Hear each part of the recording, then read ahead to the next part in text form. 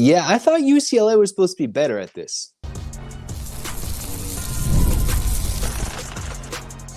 You are Locked On UCLA, your daily podcast on the UCLA Bruins. Part of the Locked On Podcast Network, your team every day.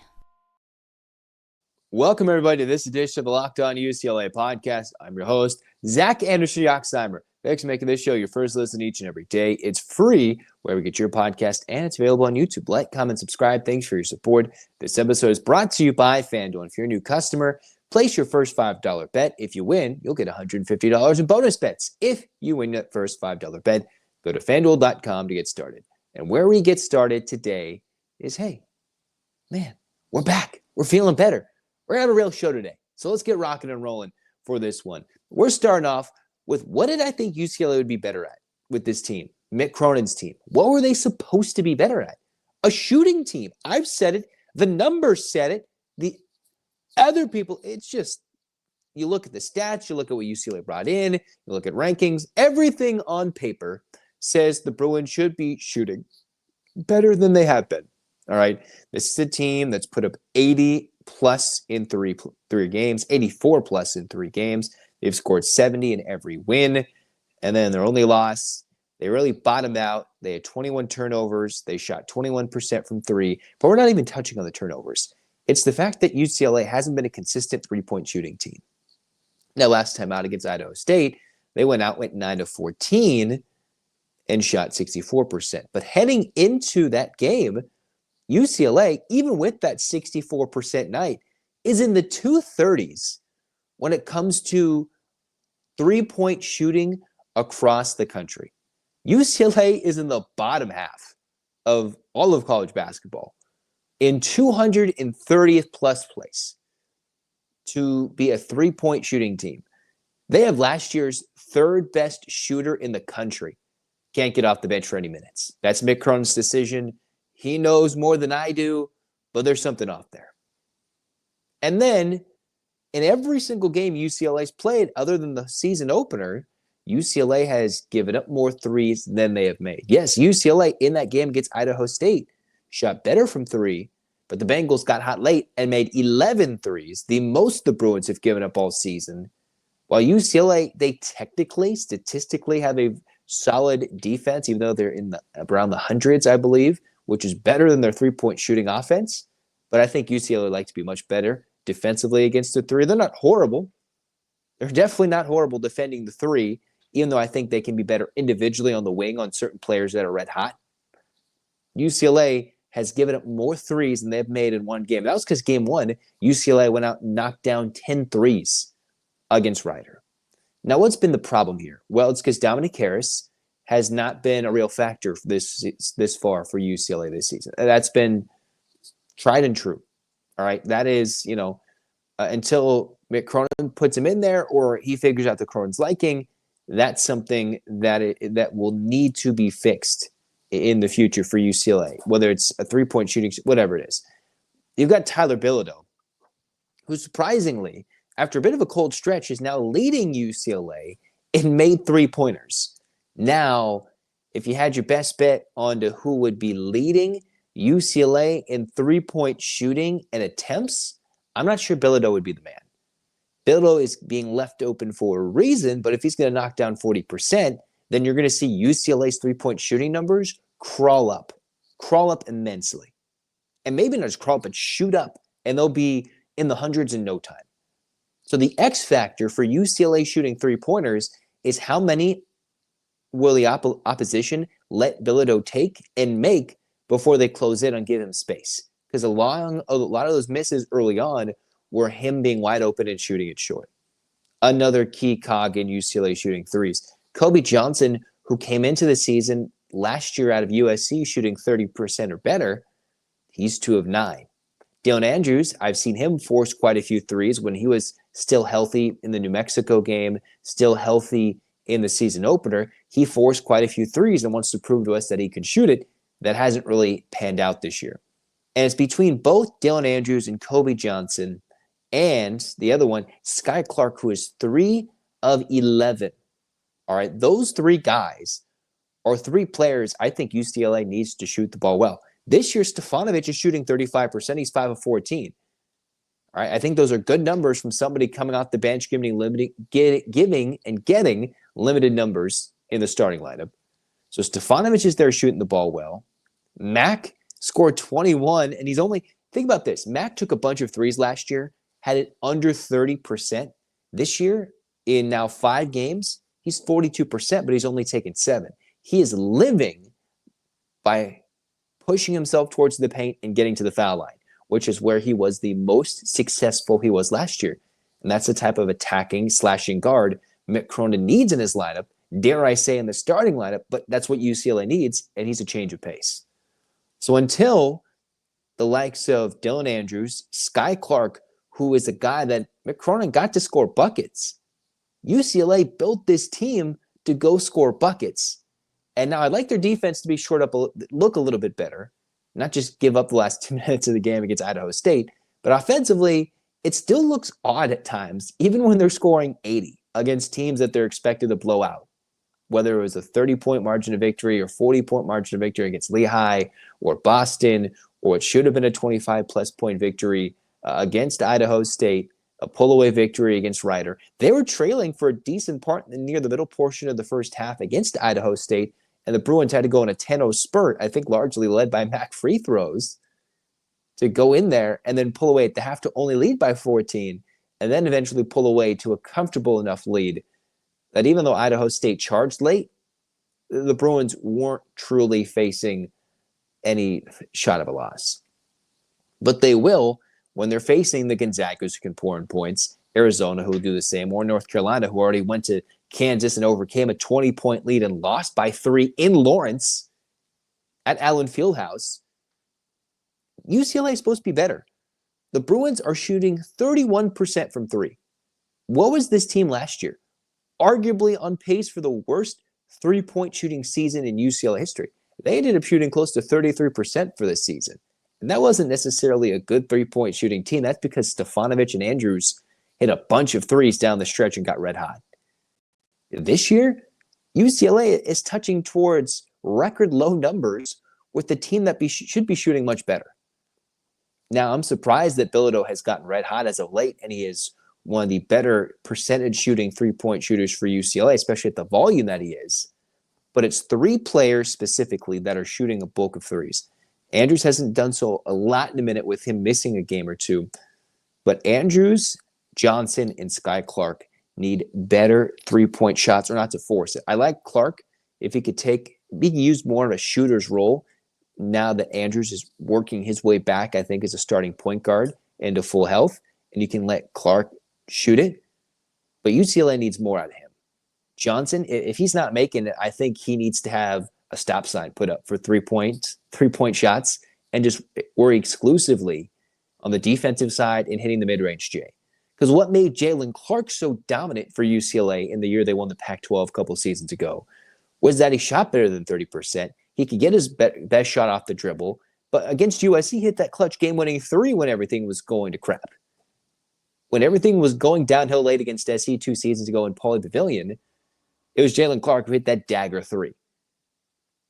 And that is what made him an elite NBA-like player, his defense along with the offensive gifts. And right now, Johnson hasn't been displaying that in these early games, which is a little different because UCLA doesn't have a short rotation. They have guys, Cronin can go with the full 5-man line change. And of course, the biggest number I talked about, Dominic Harris, he's 1 for 11. I'm not sure that's going to stick. If it's a mental thing, if there's just getting on the court, getting reps, getting minutes, getting shots up. But between the likes of Johnson, Andrews, and Clark, and eventually Harris, those are guys you need to start shooting much better for this team to go to the next level. And just playing better offensively, distributing the ball all around. UCLA this season, when it comes to turnovers as well, 64 this year to 78 assists. So I like how they're passing the ball around. They're moving it. It's just they got to make those shots. And if they don't, yeah, they've scored 80, but when New Mexico came and gave them a little scare, they could barely muster up 60 points and just cough the ball up 30 times. And we have to wait a few weeks, which is the most frustrating thing. And they won't even be at home. They'll play at Oregon, which is good for this team to see how they can play away from home against a team hopefully they should beat in Oregon, but it'll be a good competitive matchup.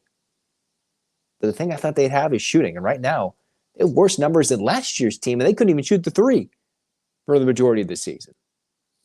Next, let's talk about the importance of this UCLA recruiting battle with USC with the UCLA SC game this week for Deshaun Foster.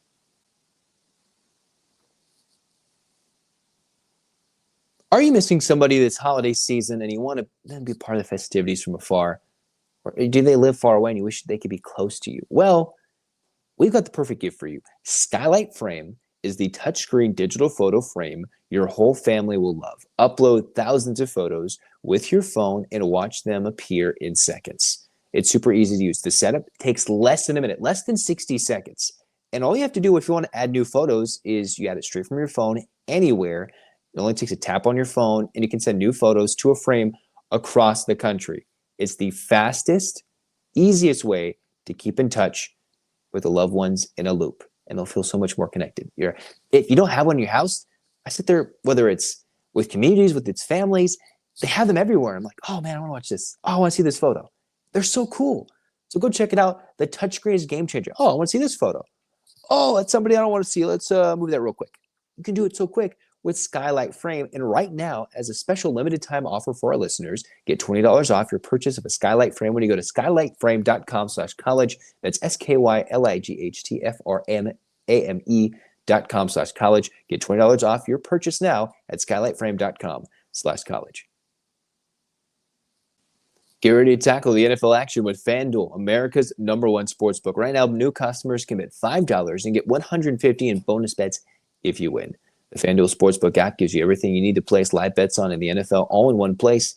And if you get a hunch in the middle of the game, you want to check out the latest stats, view live play-by-play, or more, you can do it all on the same page where you place your live bets. Visit FanDuel.com to join today. Again, if you get started with $150 in bonus bets, all you got to do is win that first $5 bet as a new customer. You get $150 in bonus bets. FanDuel.com. Never waste a hunch and make every moment more with FanDuel, an official sportsbook partner of the NFL.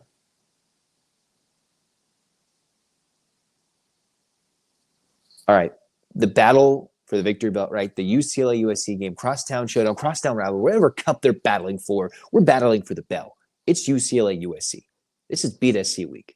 Got to kick that Trojan behind and send their sorry butt back to the Coliseum, right? What was it? 4's up, 2's down. Get that Trojan clown out of town. All right, I'm going to make it rhyme all the way. How's that sound? Boom, let's go to the Bruins. Make it go to Pound Town. So what does UCLA have to do in this game? We're not talking keys to the game. The important thing is UCLA looks like a good enough institution, football program, promising team that the crumbling circus across town forces all these 700 recruits that Deshaun Foster has touted as coming to this event as an important step in the UCLA recruiting process for the class of 25 and beyond. And even though we've seen a lot of shuffling of late-stage, top-ranked quarterbacks, UCLA needs to build and pad this next year's class, the 26 class, get started and get people thinking about the 27 class, thinking, hey, maybe Lincoln Riley's not long-term set for USC because they changed their defensive coordinator, which was supposedly the wink link, and they're still battling to become bowl eligible. They've only played worse and worse in the last couple of years under Lincoln Riley. And you could argue that first year, USC, they were lucky to go that far before they blew it in the Cotton Bowl to Tulane after blowing it in the Pac-12 title game. And here's UCLA, left for nothing, forgotten by Chip Kelly. UCLA just a deadbeat horse, right? And then all of a sudden, you got Deshaun Foster, who's coming in there, talking his smack, running his mouth, knowing how important this game is. Probably the most I've heard him talk in a long time, and confidently too. You see him pick up a microphone. You see him talking to the media. He's like, bro, you weren't there. Where you been all this week? Where you been all this time? Kind of going up and getting the students excited. Come to the Rose Bowl, all right? Basically saying, let's get rid of it. This is the vibe switch. This is a test of the UCLA program's vibes for the youth. All right? Everybody wants to take the pictures and look cool and see where they're going to go. Well, there's nothing better than UCLA blue and gold. There's just nothing, especially in a football uniform. And you're going to see in the Rose Bowl where, hey, it might be a little rainy, but still it's still nationally going to be viewed. They might be asleep a little bit on the East Coast with the 7:30 start time on NBC. This is where UCLA can surpass USC. It wouldn't necessarily be next year's recruiting class. It's not going to necessarily reflect in recruiting rankings. And maybe you're going to call Deshaun Foster on some BS that it's not going to be 700 kids, or it's the I have a college kid, sell out the tickets. Don't hit me with that crap.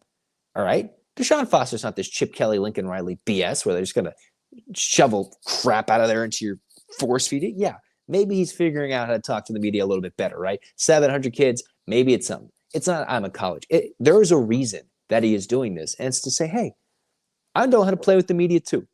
So you can see the confidence in UCLA's head coach coming later in the season. And maybe it need to be stirred up that, hey, they have a chance to really knock USC while they're down and leapfrog over them in a stunning turn of events in season, which who would have thought this after UCLA played LSU and USC played LSU, right? Everybody's like, oh, USC, top 10. Oh, my goodness. Oh, my goodness. And that's like, oh, UCLA, here they are again and again, losing, and then boom. Both teams needing to win. And USC needs this win to get bowl eligible.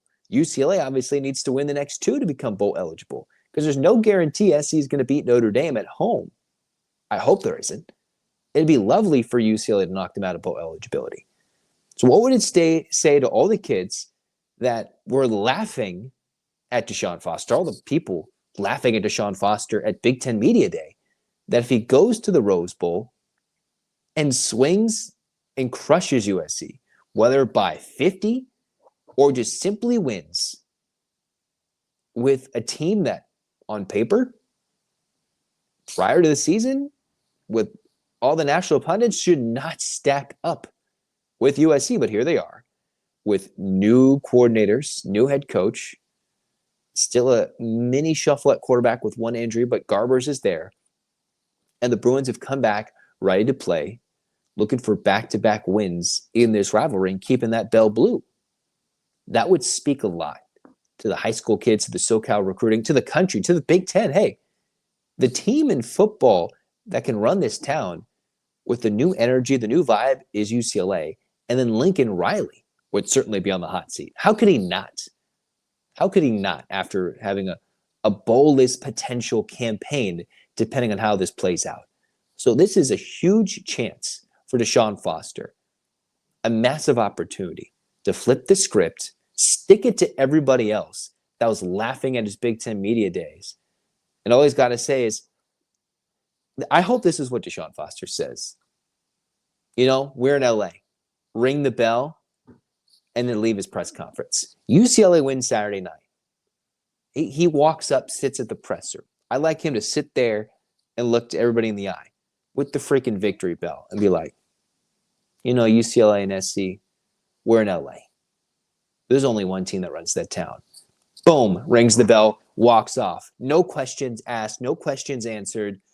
Fours up. He just does this. He does his fours up, twos down, and leaves. That would be the most badass thing he could do. That would be frankly super awesome.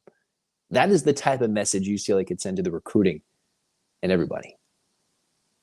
And all of a sudden, it's just a shift about the narrative of UCLA football, which I think was already a poor narrative to begin with Deshaun Foster given pretty terrible conditions to begin his coaching career at UCLA. I think he's done quite a bit with what it started and where it's transitioned to now. What we're talking about next is UCLA women's basketball, kind of looking back at that game against Arkansas. How does that shift things heading into South Carolina next on Locked On UCLA?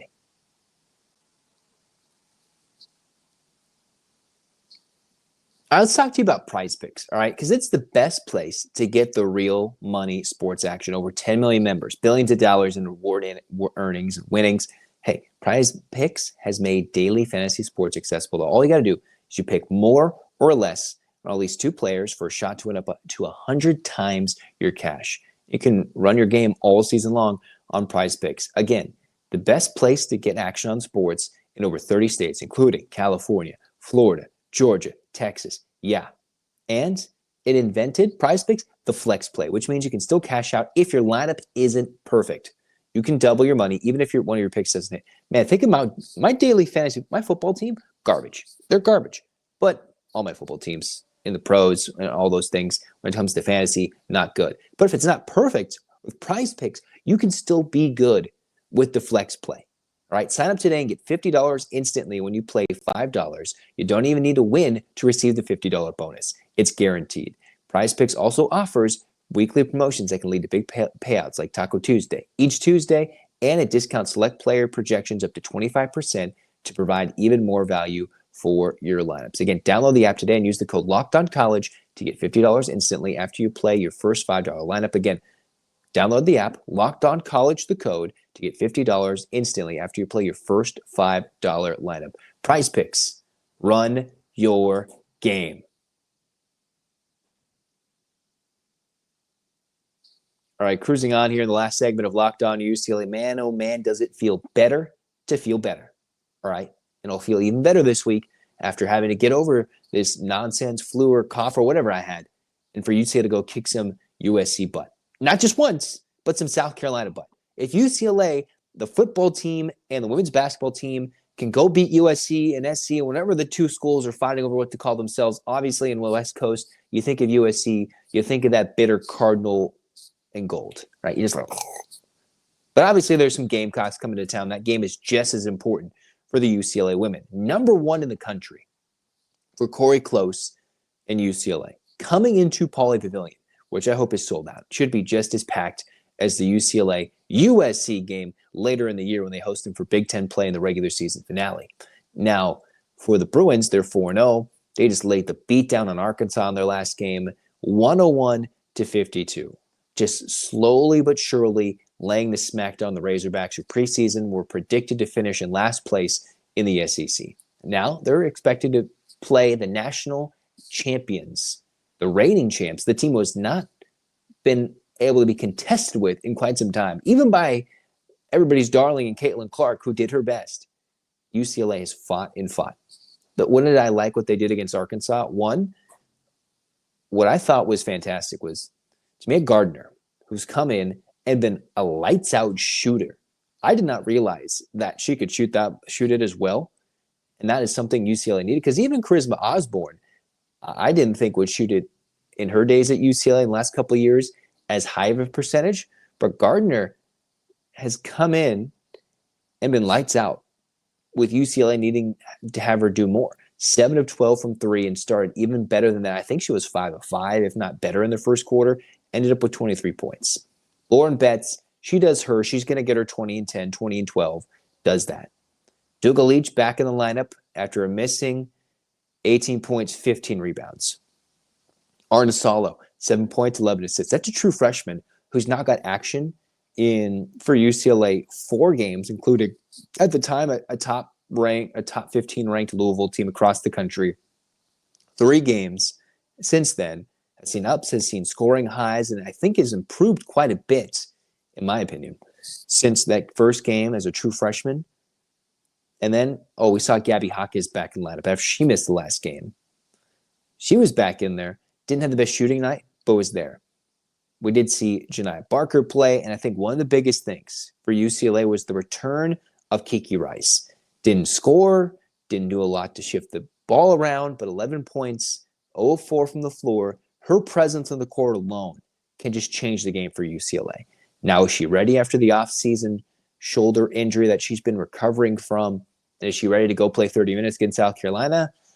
I doubt that UCLA would be wise to run her out there and play 35 minutes and start and really push her this hard, this early. When as much as this will make a huge statement, I think UCLA should avoid that situation. They can maybe set her up for success if they want to play her late in the game and play her big minutes. But I think if Kiki Rice plays 30 minutes in this game, based on how it's been building up, I think that would be a stretch. Now, if she was full go, yes, give her 38, 40 minutes. That's not where I think UCLA should go with this. Another interesting thing heading into the Gamecock game is London Jones. I think has been asked to do quite a bit. She was taken out of the starting lineup, played 23 minutes off the bench, which means she played more than half the game in a variety of roles, but she's been asked to be a secondary, sometimes primary ball handler And that's reflected in her shooting. She has been a little off from behind the arc. She was 0 of 6, 1 of 10 from the floor for 3 points. And those 3 points weren't a 3-point make. UCLA is going to need a big-time London Jones performance. When UCLA beat USC last year, who stepped up and balled? It was Jones knocking down the tray. When UCLA came back in it against LSU after trailing quite a bit in the Sweet 16, even though the average wasn't there, who got hit hot and hit a couple of threes in a row? It was London Jones. That is who UCLA needs to have. Because if Gardner's there hitting it, yes, that will help. But if you have two players who can do different things, showcase different shooting motions, right? One lefty, one righty, that's going to be even tougher for South Carolina to guard, right? With Don Staley. And this is a South Carolina team that looked a little sluggish to beat Michigan earlier this year. They did beat NC State by double figures. And after a little bit of a slow start, really put the beat down against Clemson. Coming across the country, opportunity of a lifetime for UCLA in front of a packed arena. You win this game. If UCLA can beat South Carolina, the UConn game should have been the big statement last year. I don't think it was because UConn was so hurt, even though Paige Beckers played and still played her heart out and still took her team to the Final Four and beat USC and Juju and took her team to the Final Four and almost beat Iowa and still took her team nearly to the championship game. All right. But that should have been a statement game, which it wasn't on a neutral court behind the Flow Sport, whatever it was, some paywall. National television, middle of the day Sunday, they're going to talk about it. Grand opportunity. I'm wondering with UCLA, not full strength yet, full health, even though Kiki Rice is there, and we're waiting to see until they can get there. A lot of roles have been defined. Is a true freshman point guard ready to take on a big load if Kiki Rice is in foul trouble, if she's not going to start, not going to play 20-plus minutes? How much can UCLA rely on a true freshman point guard to make a lot of big-time moves, swing the ball around to feed bets? This isn't the same Gamecock team that's best player is now just finished her first season in the WNBA. That is the one strength that South Carolina had last year that they don't have this year. And that's where UCLA needs to take advantage of them, get to the paint, score some buckets with bets, not turn it over, and not just lean on one three-point shooter, but two. So they beat down, after struggling a little bit against Colgate, a couple of beatdowns later, and I'm liking where UCLA's heading right now. I really am now that Kiki Rice is back. I'm not sure that she will make that big impact like we all want her to do because she's one of the key cogs in this UCLA lineup. But maybe Corey Close and Rice will surprise me, and we'll see how she balls out in a big game opportunity. Or if it was just a very cautious buildup. But you need to play game minutes to get really game conditioned. So I'm excited. Make it double beat USC SC weekend, all right? Let's get it all going down. Get your hands up, Bruins fans. All right, 8 clap time, baby. And 1, 2, 3, 4, 5, 6, 7, 8, UCLA. UCLA, fight, fight, fight. This has been Locked on UCLA. Zach signing off. Go Bruins. Beat SC.